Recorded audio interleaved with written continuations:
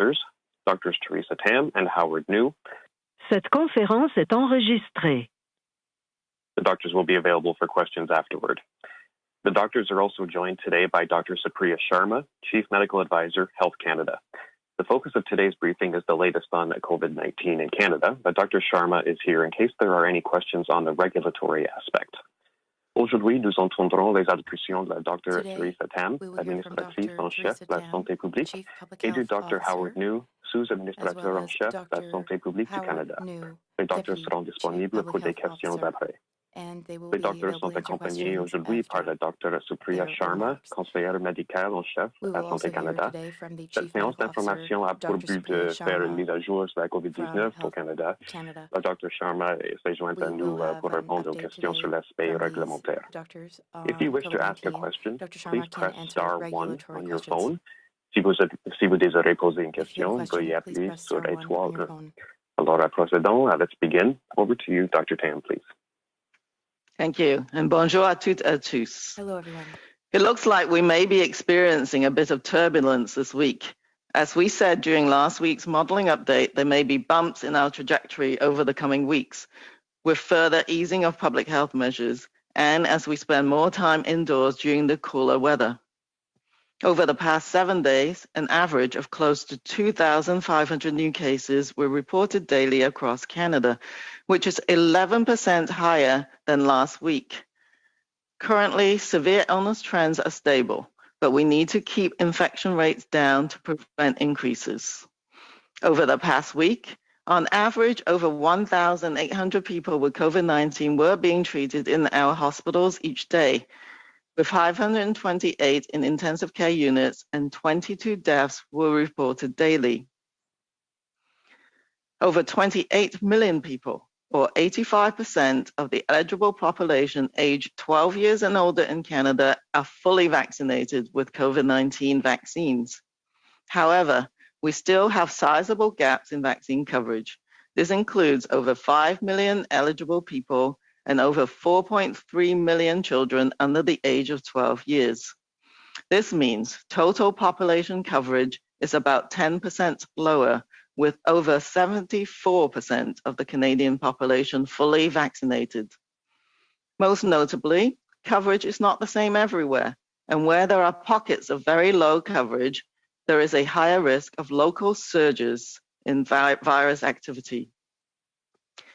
In the weeks ahead, as the weather cools, we are once again pulling out our winter layers to keep warm and comfortable while we enjoy the fresh outdoor air. At the same time, we'll need layers of protection against respiratory infections that can spread more easily indoors, where the air can be less than fresh. Since the outset of the pandemic, we've learned a lot about the SARS-CoV-2 virus that causes COVID-19. Most importantly, we've learned how the virus can linger in fine aerosols and remain suspended in the air we breathe, much as expelled smoke lingers in poorly ventilated spaces. And similar to secondhand smoke, those in close proximity to the infected person inhale more aerosols. This is why opening a window helps reduce the risk, and why wearing a well-fitted and well-constructed mask is so important when you're spending time in indoor public spaces, particularly if ventilation is not optimal. The same as vaccination provides us with an essential base layer of immune readiness and protection, masks are an essential top layer against virus inhalation and spread between people. Heading into the winter, there are many reasons to ensure that our top or outer barrier layer of protection is of the best quality and fit possible. With the highly contagious Delta variant continuing to predominate, the risk for surges in disease activity is likely to increase with more time spent indoors, particularly where there are pockets of low vaccine coverage. As well, given evidence of waning vaccine protection in some situations, there may be an increased risk of severe illness as well, which reinforces the need to layer protections. In particular, of the many types of face masks, those that fit to provide good snug seal on your face and are constructed with layers of materials that can filter the fine virus particles are best for preventing or reducing the amount of infectious respiratory particles you may inhale.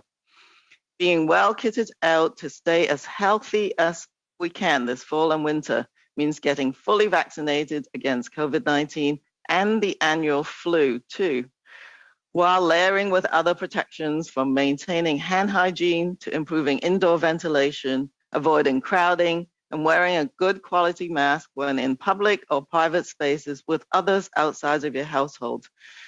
When it comes to the health of you and your family, the more layers of protection, the better. Read more on Canada.ca, including updated information and tools to help you choose a well-constructed and well-fitted face mask for optimal protection. Thank you. Merci. Miigwech. Bonjour à toutes et à tous. Il semblerait que nous pourrions connaître quelques perturbations cette semaine. Comme nous l'avons dit la semaine dernière lors de la mise à jour sur la modélisation, nous pourrions voir des fluctuations dans la trajectoire au cours des prochaines semaines en raison de l'assouplissement des mesures de santé publique et du fait que nous passons plus de temps à l'intérieur avec l'arrivée de la saison froide. Au cours de la dernière semaine, près de 2500 nouveaux cas ont été signalés en moyenne chaque jour au Canada, ce qui représente 11% de plus que la semaine dernière. En moyenne, plus de 1800 personnes atteintes de la COVID-19 étaient traitées dans nos hôpitaux chaque jour, dont 528 dans les unités de soins intensifs et 22 décès ont été signalés quotidiennement au cours des 7 derniers jours. Plus de 28 millions de personnes, soit 85% de la population admissible âgée de 12 ans et plus au Canada, sont entièrement vaccinés contre la COVID-19. Cependant, la couverture vaccinale présente encore des lacunes importantes. En effet, plus de 5 millions de personnes admissibles et plus de 4,3 millions d'enfants de moins de 12 ans ne sont toujours pas vaccinés. Ainsi, la couverture vaccinale totale de la population canadienne est environ 10% plus basse, soit plus de 74%. De plus, la couverture vaccinale n'est pas la même partout au pays. Dans les régions où la couverture est très faible, il y a un risque accru de recrudescence locale de l'activité virale.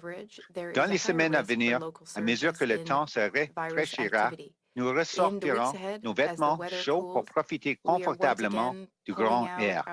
Dans le même ordre d'idées, nous devrons penser à ajouter des couches de protection contre les infections respiratoires qui peuvent se propager plus facilement lorsque nous sommes à l'intérieur où la qualité de l'air peut être moins bonne.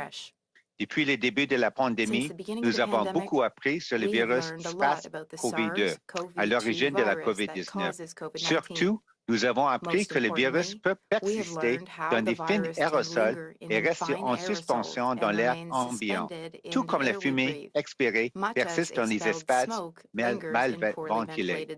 Comme c'est le cas pour la fumée secondaire, les personnes qui se trouvent à proximité de la personne atteinte du virus inhalent davantage d'aérosols. C'est pourquoi le fait d'ouvrir une fenêtre aide à réduire les risques et pourquoi le port d'un masque bien ajusté et bien conçu est si important lorsque vous passez du temps dans des espaces publics intérieurs, en particulier si la ventilation n'est pas optimale. Si la vaccination nous fournit une protection immunitaire de base, les masques constituent une barrière extérieure essentielle pour éviter d'inhaler le virus et de le propager d'une personne à l'autre. À l'approche de l'hiver, nous avons de nombreuses raisons de nous assurer que notre barrière extérieure est de la meilleure qualité possible et qu'elle est adaptée. Le variant Delta, hautement contagieux, continue de prédominer et le risque de recrudescence de l'activité de la maladie est susceptible d'augmenter avec le temps passé à l'intérieur, en particulier dans les régions où la couverture vaccinale est faible.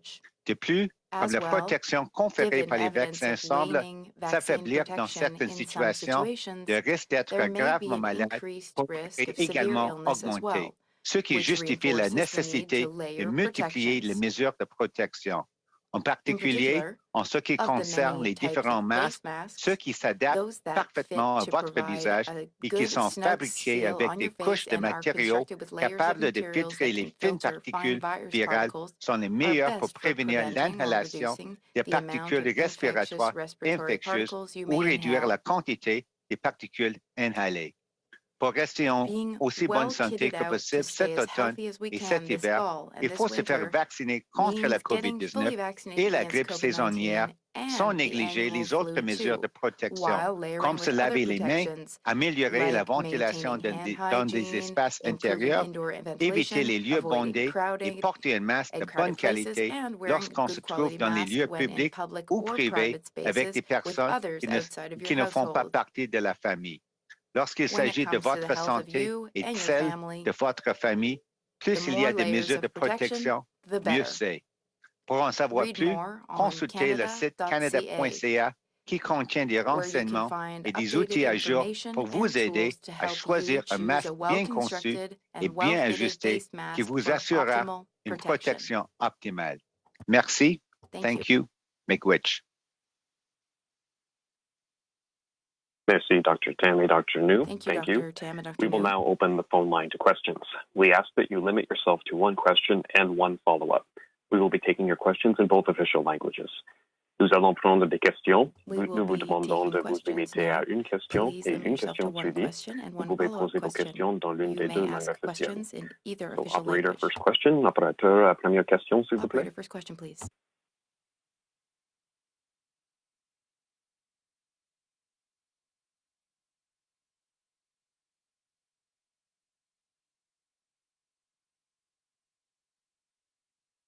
Operator, do we have a question?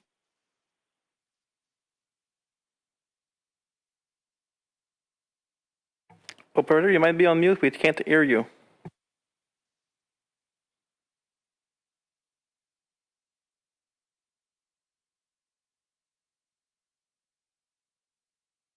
I'm sorry, can you hear me now? Okay. Wait, yes. I'm sorry about that. As a reminder, you may press star 1 if you have a question. Vous pouvez appuyer sur étoile 1 si vous avez une question. The first question is from Kenyon Wallace from the Toronto Star. Please go ahead. Hi, this question is for Dr. Tam. Dr. Tam, last week you spoke about the incident rate of daily COVID cases in children under the age of 12, at that time currently being the highest in Canada. Despite the fact that they represented, I think it was 20% of daily cases were in kids under 12, but they represented only about 12% of the Canadian population. I just wanted to ask if that is, to your understanding, it's the same as it was last week. Are we still seeing that in kids under 12? Thank you for the question. Yes, our children under 12 continues to have the highest incidence rates across all age groups, as they had been last week as well. And in terms of the children who are, say 12 or are turning 12 this year, at least in Ontario, we're seeing that they are among the lowest vaccinated group, especially in that 12 to 17 age group. Do we have any idea why that is, and if there's any kind of things we can do to get the numbers of those kids up in terms of vaccination? In fact, the 12 to 17-year age group, of course, got their vaccine program start date a little bit later than everyone else, but they've actually had a pretty good acceleration at the beginning. Things have been slowing down somewhat in the last weeks. So this is the last mile as well for them. They actually have had a rate, at least at the national level, a bit higher than the younger adults, a little bit older than them. So I actually think they've done a great job, but please keep going. There are many different ways of increasing the vaccine coverage, many of which you've heard before as well, obviously providing the information, credible information that they need to make their decisions, as well as making sure access is good so that parents and teens and youth can get to those clinics. And I think that peer support is very important. I've talked to a number of student groups, actually.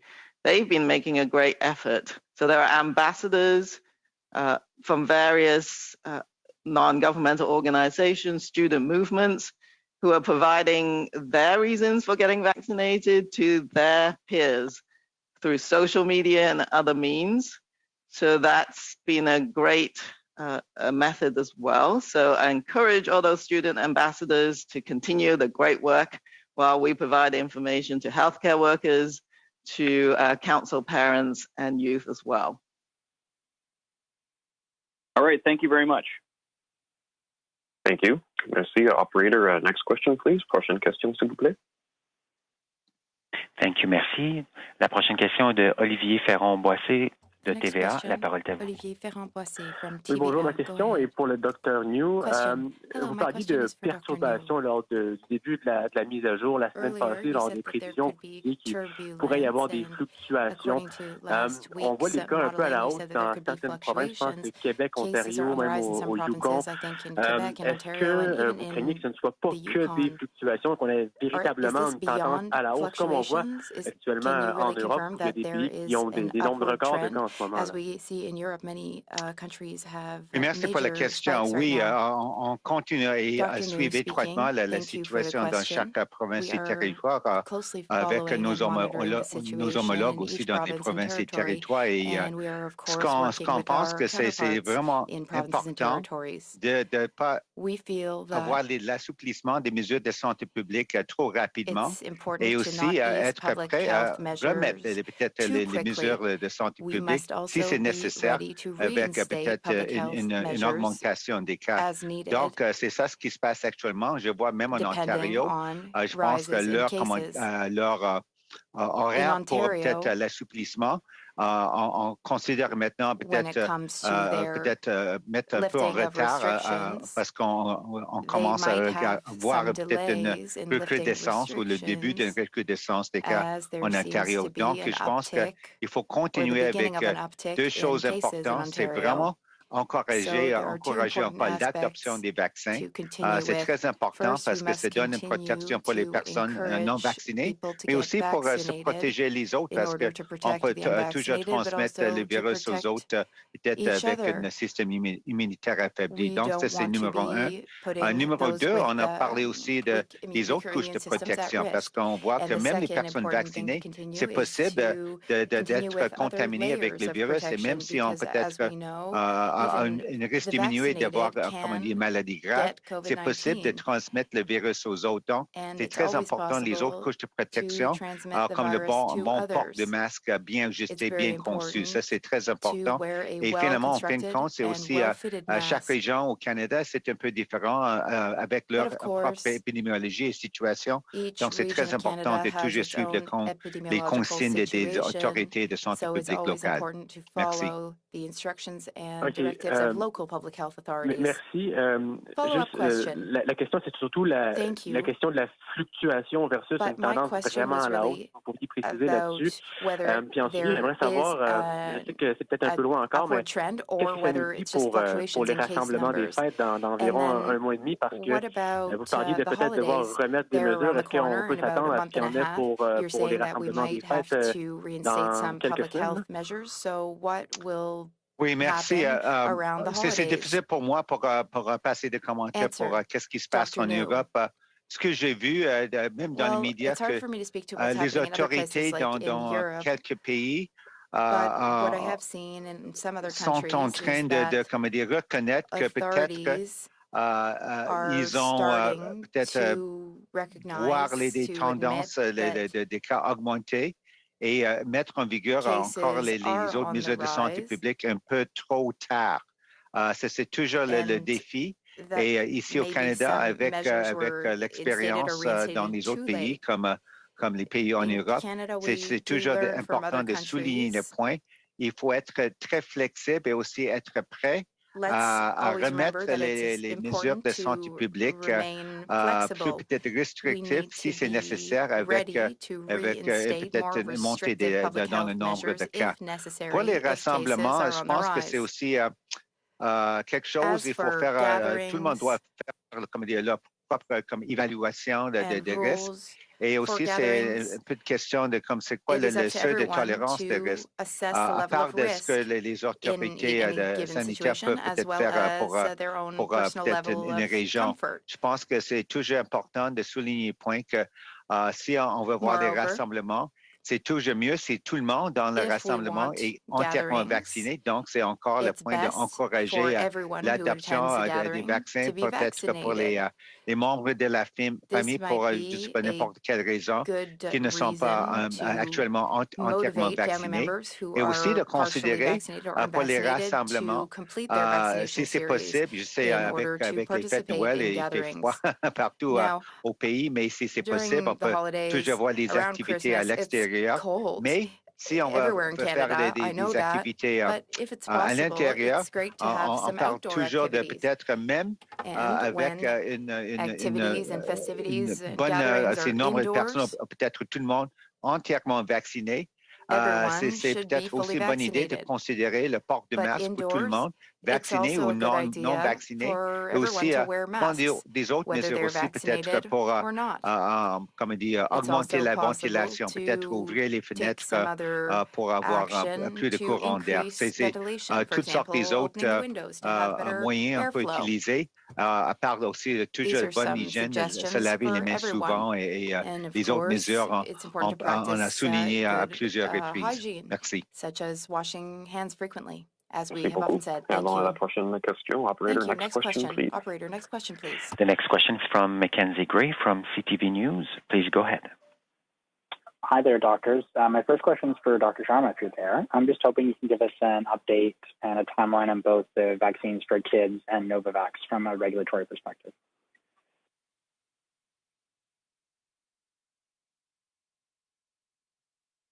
Yeah. Sure. So we are actively continuing the review of the Pfizer-BioNTech community vaccine for children ages 5 to 11. As with all of the COVID-19 submissions, we're doing it on a priority basis, and we have a dedicated team that's looking at that data. And that data is not just the clinical data, but as well the formulation. And we look at that in the Canadian context for the possible use in children. That, as we said, that review is actively ongoing, and we expect to have a final decision in the next 1 to 2 weeks. So that's for the Pfizer and children.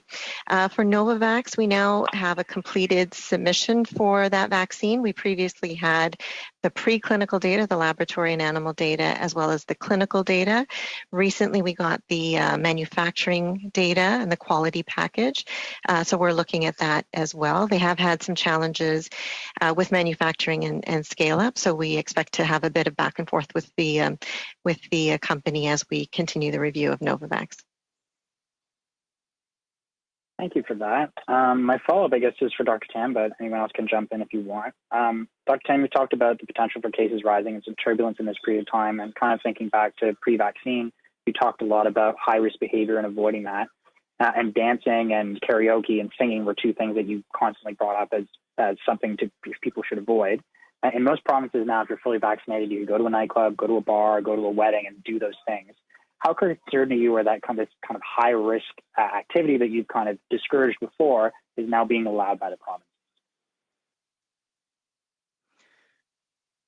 Well, I think as we said during our remarks that COVID-19 activity is not the same everywhere. So we really need to track that at the local level. And if the virus is not around, then of course everyone's risk is that much reduced. And high vaccination rates, as well as other basic layers of protection, will help reduce the overall transmission in your community. So under those circumstances, some activities may be reasonably safe to do. But if COVID-19 activity is increasing in your area, then the best thing to do is reduce your exposure to the higher risk activity in closed, poorly ventilated, crowded, close contact settings. And those kind of basic principles apply. People should also do a personal risk assessment in terms of whether you have underlying medical conditions, and other contexts that can be taken into account on a personal basis. But as we've said in our remarks, in the wintertime, going inside, doing with a lot of people who's shouting and singing is not the best idea if COVID is circulating and accelerating outside your front door. It's Dr. New. I just would add to what Dr. Tam has said, and you mentioned, yes, like a year or so ago, we were saying that certain activities, like you mentioned, karaoke and so on, were not advisable. And I think what's changed, for the most part, better is the game changer being the introduction of vaccines. So now with vaccines, certainly we've seen the rates go down, but also obviously what we call the more serious forms of COVID-19 infection in terms of serious consequences. So that's good. But, what's also happened is that the virus has continued to adapt and mutate. And as we now know with the Delta variant, it's much more contagious. So that's number one. The other part also is that we know that no vaccine is 100% effective. And even people who are fully vaccinated, we're seeing evidence that they still can get infected. And if, they don't actually get serious illness, they're able to maybe transmit the virus to others. So that's something else that needs to be taken into account. And therefore, I think that's why we're going back a little bit to sort of the past practices, saying, hey, all those basic things that we talked about in the past, the 3 C's, avoid closed, crowded spaces and close contact, they come back into play because, even though the vaccines are highly effective, if you're indoors and you can still maybe wear a mask because of your own sort of a personal circumstance and feeling more comfortable, that will certainly help. The science has evolved as well. At the beginning, we thought it was mostly a respiratory droplet spread, but now, as Dr. Tam and I've said, it's more like fine aerosols, and they can hang around in the air like sort of like secondhand smoke. And so I think most people can appreciate that. That's why we have to be much more cautious and be fully aware of what kind of both personal risk assessment we do and the kind of activities we engage in, but also I think government and public health officials are also looking at what measures may need to be put in place depending on sort of how the trajectory goes with the case counts and so on. Thank you. Thank you, doctors. I will go to the next question. La prochaine question, s'il vous plaît. La prochaine question est de Boris Proulx, Le Devoir. La parole est à vous. Le Devoir. Merci beaucoup de prendre ma question.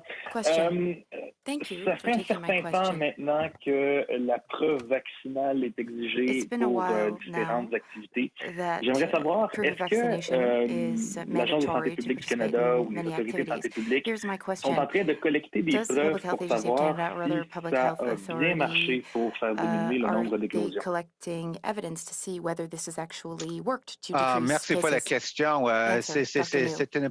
C'est une Thank you question for the importante. question. Ce qu'on voit This is a very avec la important preuve de question. vaccination, comme on dit, le passeport What we vaccinal, have je pense que seen with proof of c'est vraiment, comme on dit, vaccination or une mesure, vaccine une politique passports is that this is que les provinces et territoires, a type of action, territoires a ont mis en policy vigueur et action à that l'échelle fédérale, provinces on and est territories have taken. d'accord, on encourage And ça comme un at autre the federal outil pour level, we encourager support this l'adoption des as yet vaccins qui, en another fin de compte, tool c'est toujours to la increase chose la plus vaccination importante, uptake d'avoir une because bonne couverture vaccination vaccinale. is, of Optimalement, c'est course, our 100%, mais strongest on measure. continue à We essayer wish that vaccine coverage was d'atteindre at cet 100%. objectif. That would Mais be ideal. We continue to pour strive comme for that. l'analyse de c'est quoi les résultats, c'est As vraiment for quelque the chose que ça results donne of comme les mandatory données vaccination probantes que and les vaccine provinces et passports, territoires ont dans leur, comme dit, well, c'est provinces and vraiment pour territories eux. Nous do autres, on a act eu based comme on dit, evidence.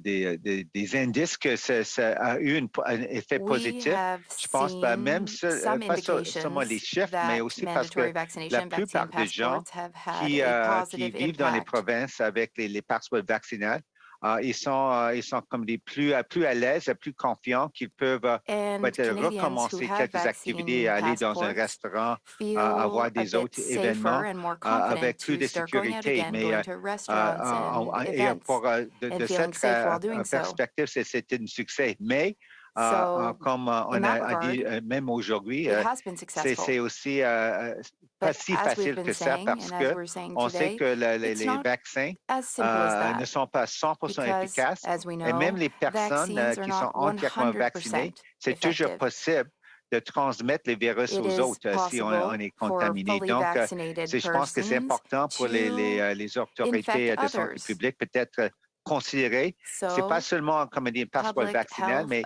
qu'est-ce qu'on peut faire pour encourager aussi les autres couches de protection, comme le port de masque à l'intérieur, peut-être dans des espaces publics. Donc, je pense que c'est une question de toute la gamme des outils, incluant les passeports vaccinales. All types of actions, suivi, merci including vaccine beaucoup, passports. Dr. New, d'avoir mentionné l'aspect que les gens sont plus à l'aise, parce que c'est exactement l'esprit de ma question suivie. Your answer, and thanks for mentioning that people feel more comfortable and safer with vaccine passports, because I was going to ask about that. Vaccinated workers, for example, de travailler à côté de collègues non vaccinés. Office workers, should they feel unsafe or uncomfortable working with with je pense en effet que c'est toujours la meilleure situation pour tout le monde. Si on peut assurer que tous les employés dans un lieu de travail sont entièrement vaccinés, je pense que si on peut seulement parler pour, comme dit, la fonction publique ici, le gouvernement fédéral, on exige que tous les employés soient vaccinés entièrement et on a aussi des mesures administratives pour les personnes non vaccinées parce qu'on veut aussi assurer la sécurité pour les employés qui commencent à rentrer dans un lieu de travail avec les autres employés. Je pense en principe, si c'est possible, d'encourager encore que tout le monde soit vacciné avant qu'on ait des rassemblements des employés dans un lieu de travail. C'est toujours mieux. Je pense que moi, personnellement aussi, comme médecin, moi, je suis comme encouragé que la grande majorité des travailleurs de soins de santé sont entièrement vaccinés. Et on sait que ce n'est pas seulement pour moi-même pour être protégé, mais aussi c'est une bonne mesure pour protéger nos patients. Ça, c'est quelque chose, on continue à regarder tous les moyens possibles pour encourager l'adoption des vaccins, mais c'est un bon point que c'est aussi l'assurance ou de confiance pour les personnes vaccinées qui travaillent aussi avec les autres personnes entièrement vaccinées. We want to ensure that fully vaccinated people work with fully vaccinated people and feel safe doing so. Thank you. Prochaine question. Next question, please. Next question. The next question is from Abigail Biman from Global News. Please go ahead. Good morning. Thank you for taking my question. Last week, Dr. Tam, you talked about the PCR test requirement at the border, saying that, it was something that should be reviewed. I'm just wondering if there's any update there. Can you share whether any reviews are underway of that requirement, if there's any news there? Thank you for the question. Yes, that requirement is being actively reviewed. And so I'm sure there'll be further information to come. I just want to clarify one point is that the pre-arrival test that we require is a molecular test. It doesn't have to be a lab-based PCR test. These types of point of care molecular tests can be obtained in different settings in the country that travelers are going to. So they should do some research ahead of time. But it's not an actual PCR that we necessarily require as a molecular test, just to clarify that point. Can you talk more about that? If you felt that needs to be clarified, are there easier tests that people can do? What should they look for at the test sites in terms of molecular? Is that a message that you feel is not getting out there? Well, I think it's good to just provide some clarification on that front. The PCR lab tests, sometimes they could take a bit longer, for example, to have returned to the person being tested, whereas point-of-care molecular tests can be available. For example, in the United States, you can get it in different settings, such as certain pharmacies. Not everywhere has the same setup, so you just have to know, based on the locality that you're going to do a little bit of research to see where you can get point-of-care molecular tests, and those are sometimes faster, and there may be a cost difference as well between them. So I'm just encouraging travelers to do a bit of research on that front. Thank you very much. Next question, please, operator. Prochaine question. La prochaine question est de Laurence Martin de Radio-Canada. La parole est à vous. Radio-Canada, please go ahead. Oui, bonjour. Ma question est pour le Dr. New. À la lumière de la montée des cas que vous voyez en ce moment au pays, jusqu'à quel point est-ce que vous pensez qu'une troisième dose de vaccin est nécessaire pour tout le monde au moment où on parle? OK, merci pour la question. Oui, c'est une bonne question et on continue aussi avec le comité consultatif national de l'immunisation de toujours analyser des données probantes, même ici au Canada, parce qu'on a des bonnes études aussi pour suivre étroitement qu'est-ce qui se passe avec l'immunité pour la population en général. On sait déjà qu'il y a un déclin de l'immunité parmi certains groupes à haut risque, incluant les personnes immunodéprimées. Donc, on a déjà recommandé, le CCNE a recommandé une troisième dose de rappel pour certaines populations à haut risque. Et donc, je pense qu'on continue à regarder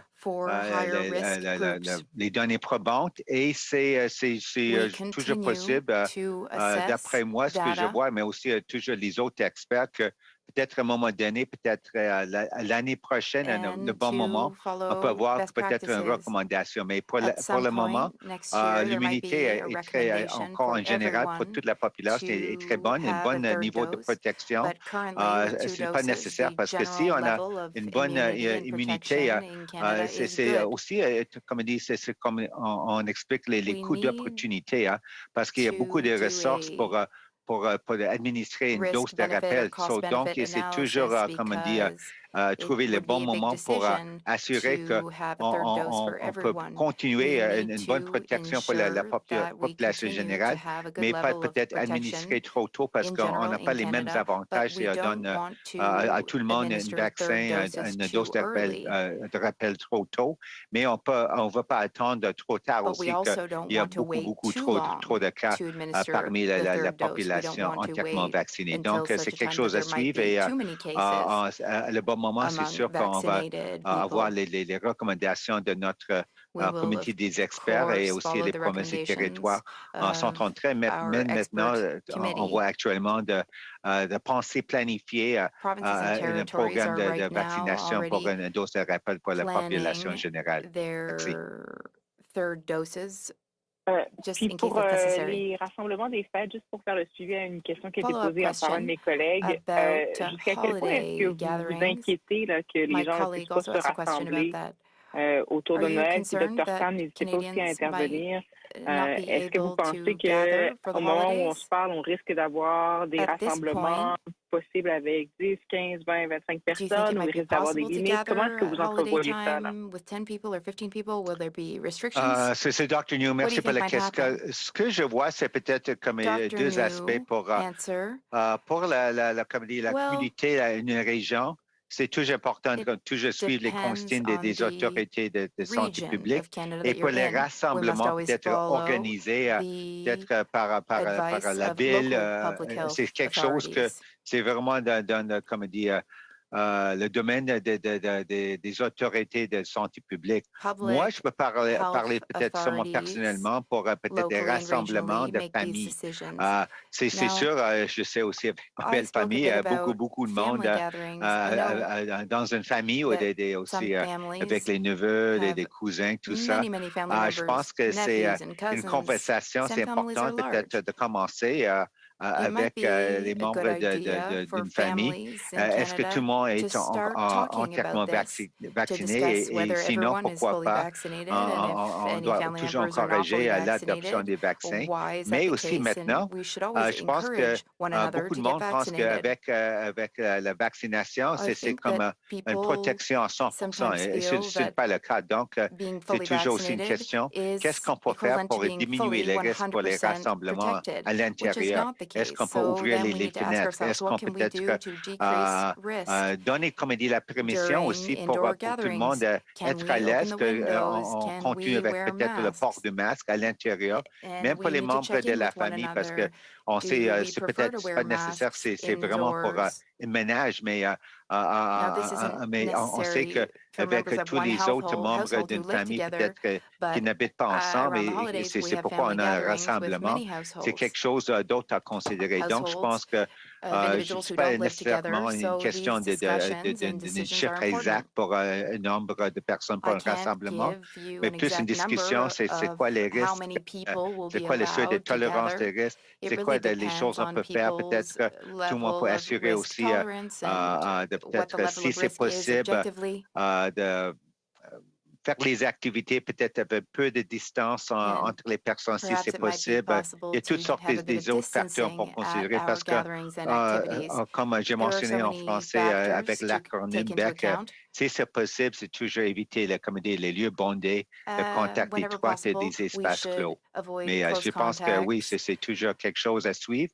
Et dans les semaines entre l'heure actuelle et les fêtes, on va regarder c'est quoi les situations et c'est sûr, si c'est nécessaire, on peut modifier les consignes, les conseils pour toute la population, mais aussi spécifiquement dans quelques régions, peut-être que si l'épidémiologie mérite.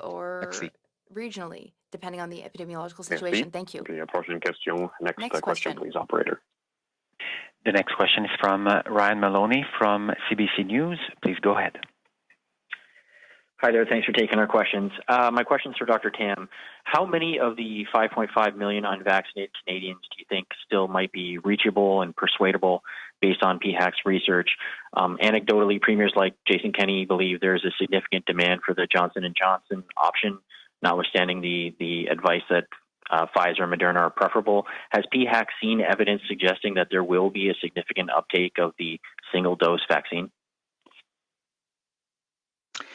Yes, thank you for the questions. I'll maybe just answer the Janssen vaccine question first. So I think people already know that the initial doses of Janssen vaccine has actually arrived in Canada and are being distributed to provinces and territories. And we have received requests from the provinces in terms of the number of doses that they think they may need. But I think what we need to do is just monitor over the next couple of weeks as to what that uptake looks like. So we don't actually know yet. But I think the concept being is that being vaccinated is the key. Certainly, based on the information and the data that we have, the mRNA vaccines are performing very well and seems to perform better than the Janssen vaccine. But I think it's better to have a vaccine into someone's arm than to have someone not vaccinated at all.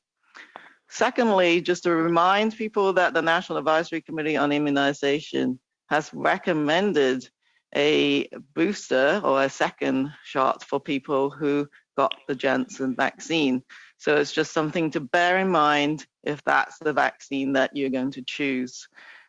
So certainly we've heard demands. We don't know exactly what that demand might look like, but we just need to monitor it. So your other question in terms of how much higher can we get in terms of our vaccine coverage? I'll just add to a point that Dr. New made in French. We did see an increase in vaccination since about mid-August. We plateaued just ahead of that. But since the federal government and other levels of government had announced vaccine proof requirements, we did see, I think, over 5.5% increase in that the first dose vaccine coverage.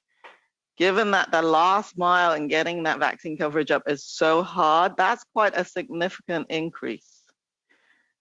Every day, there's still more people getting vaccinated slowly, but there's still more of them. So we do believe that we can gain several more percentage points of those eligible not being who haven't already got the vaccine. But that is also different in different areas of Canada. So you get pockets of under immunization, and then other areas that are very highly vaccinated. And hence, we're going to get turbulence over the next months because the virus, which is very contagious, is going to enter those pockets of under immunization and give us surges. So I think in those pockets of under immunization, much can still be done to try and get those vaccination rates up, including providing the Janssen vaccine, if that's what may get us there. Thanks for that. And Health Canada has said that Johnson & Johnson doses will include warning labels for rare but serious side effects like autoimmune disorders or blood clots. What do you say to people who believe that the Johnson & Johnson vaccine is safer than the vaccines that use the messenger technology?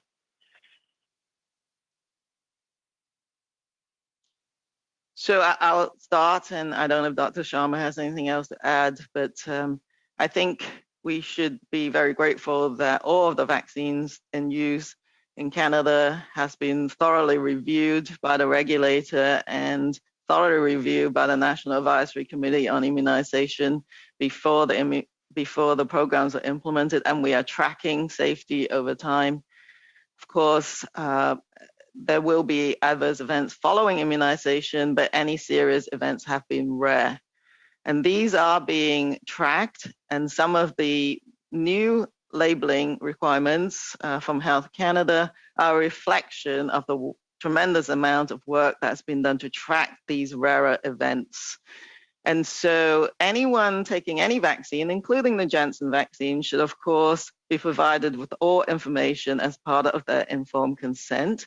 And the fact that some of these rare reactions can occur should be communicated to the recipient of the vaccine.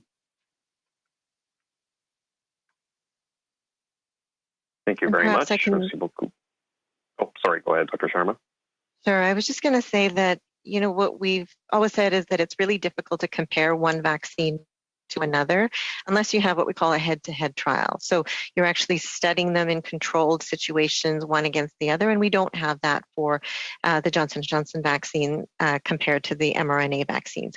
What we do know is about, you know, the billions of doses of the vaccines that have been provided, and that they do have different safety profiles. I think in general, we were recommending the mRNA vaccines, both because they have, in general, a higher level of efficacy or effectiveness, and that they did not carry with them some of the serious adverse events around the serious clots with low platelets that we saw in both the Janssen vaccine and the AstraZeneca vaccine.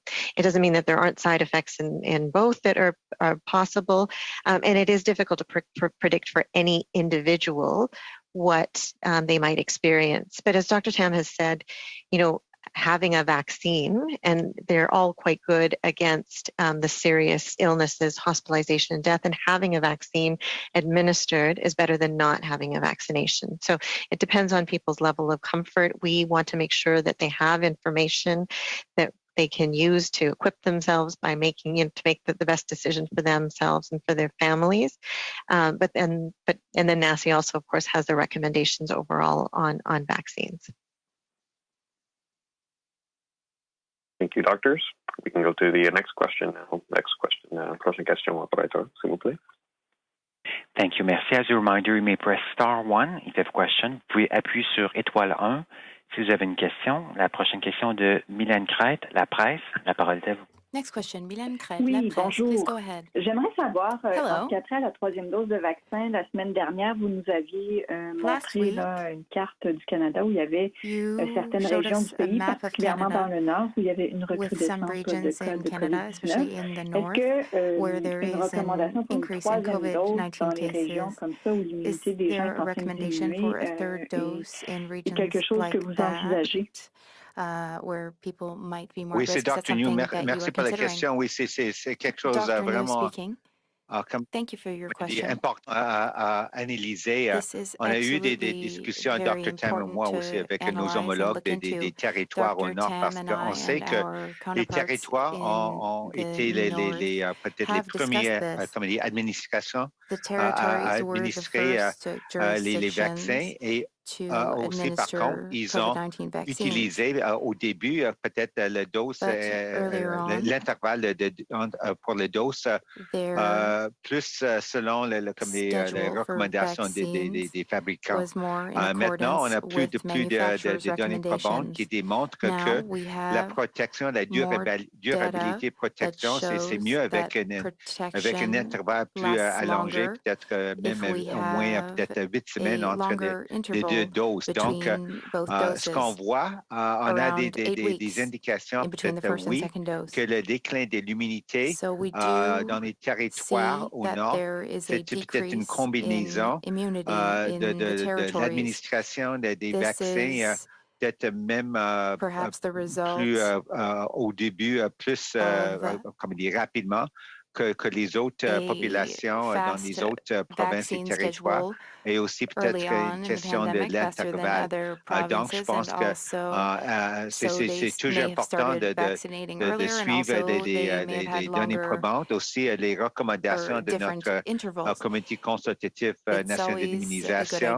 Mais en fin de compte, c'est vraiment une décision des provinces et territoires. Et on voit maintenant, à l'heure actuelle, ils ont commencé selon leur analyse des données probantes, selon leur contexte et situation, et aussi avec l'épidémiologie, de commencer avec comme une dose de rappel pour certains groupes et populations à risque. Donc oui, c'est quelque chose, on continue à suivre la situation partout au Canada, parce qu'on a toujours comme des leçons on peut tirer d'une province à l'autre avec leurs propres expériences, et tout le monde peut apprendre des autres.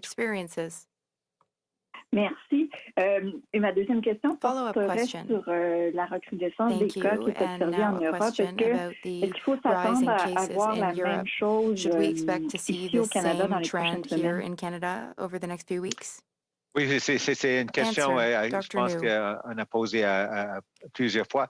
Nous autres, ici au Canada, c'est toujours important d'apprendre des expériences dans les autres pays comme en Europe. Et je pense que c'est aussi comme un peu comme un avertissement, parce qu'on sait que avec le recrudescence, vraiment avec le taux, l'incidence des cas, ça peut vraiment être comme une courbe exponentielle. Donc, je pense que c'est pourquoi ici au Canada, ce qu'on voit avec toutes les provinces et territoires, je peux parler même de la province où j'habite, c'est l'Ontario. On continue à regarder étroitement c'est quoi les situations épidémiologiques. On commence à voir qu'il y a une hausse, où on commence à augmenter le nombre de cas quotidiennement. Et peut-être que c'est une considération peut-être de mettre en vigueur encore les autres mesures de santé publique plus restrictives, parce qu'on a vu avec les autres vagues ici au Canada que si on attend trop longtemps, on peut avoir des répercussions trop graves, et avec peut-être des hospitalisations et aussi des personnes dans une unité de soins intensifs. Donc, je pense que c'est toujours une combinaison de regarder, apprendre qu'est-ce qui se passe dans les autres pays, mais aussi regarder qu'est-ce qui se passe ici au Canada avec notre propre expérience avec les autres vagues. Merci beaucoup. Thank you. This will conclude today's press conference. Thanks everyone for your participation. Any additional questions can be directed to Media Relations at the Public Health Agency of Canada. La conférence de presse est maintenant terminée. On vous remercie de votre participation. Si vous avez d'autres questions, n'hésitez pas à communiquer avec le Bureau des relations avec les médias à l'Agence de la santé publique du Canada. Merci et bonne journée. Thank you and have a nice day. Thank you. Merci. The conference has now ended. La conférence est maintenant terminée. Please disconnect your lines at this time. Veuillez, s'il vous plaît, raccrocher votre ligne. Thank you for your participation. Merci à tous les participants qui se sont joints.